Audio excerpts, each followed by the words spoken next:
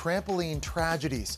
They're supposed to be free-flying fun, but gut-wrenching injury reports reveal the dangerous reality of popular bounce parks. Today, a strong warning to bouncers of all ages. Some of the images you're about to see are disturbing. I just feel helpless. Those are the anguished words of a devastated dad after his son's life-altering injury at a trampoline park just 3 weeks ago. Audric Apatazi, the high school football star team captain, may never walk again. I'm like, oh, I want to try something new. So I started jumping, and then I felt the overflip, and then I landed on my neck. The beloved senior, known as Stack, is now paralyzed from the chest down. Sadly, the number of trampoline park injuries like his continues to skyrocket. We're seeing about 100,000 ER visits a year from kids who have trampoline injuries.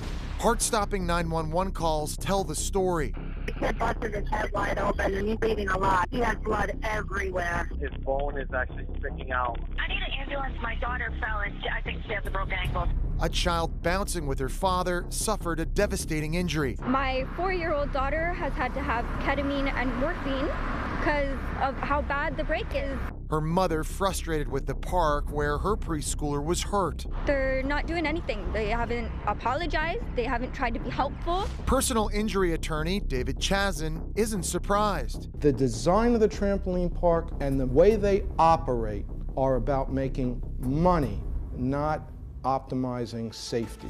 He represents over a dozen clients injured at bounce parks, from 4-year-olds to a 45-year-old mother. She's going to hop across these trampolines, and she goes from the soft part to the hard part of the trampoline, and she snaps her ankle. But the number one injury he sees is caused by something you've probably never heard of: a double jump. The trampoline goes down from one person and comes back up with force that's 4 to 6 times the weight of the person.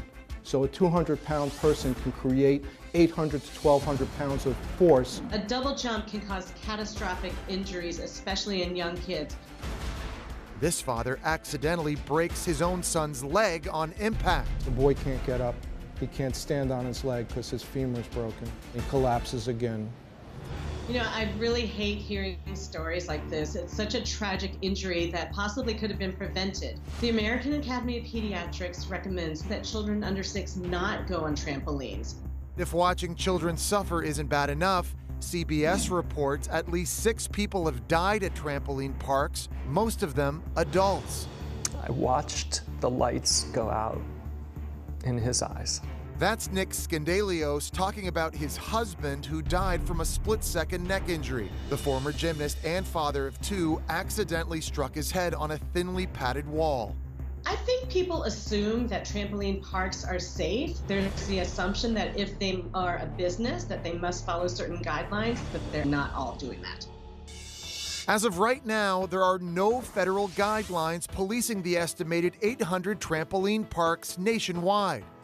But in Utah, where Audric and his support group continue to rally for his recovery, a bill's been approved, pushing parks to enforce standards for insurance, safety, and licensing requirements. A hopeful step in the right direction as this brave, courageous kid tries to move forward. His goal is to walk, and I believe in him. I just stay positive. And we are certainly rooting for you, Audric, all the way. And by the way, you can check out his GoFundMe page. The International Association of Trampoline Parks has recognized there are parks that do not adhere to industry technical standards and do not operate with safety at the forefront of their agendas. But the group vows to launch initiatives to ensure the safest experience possible.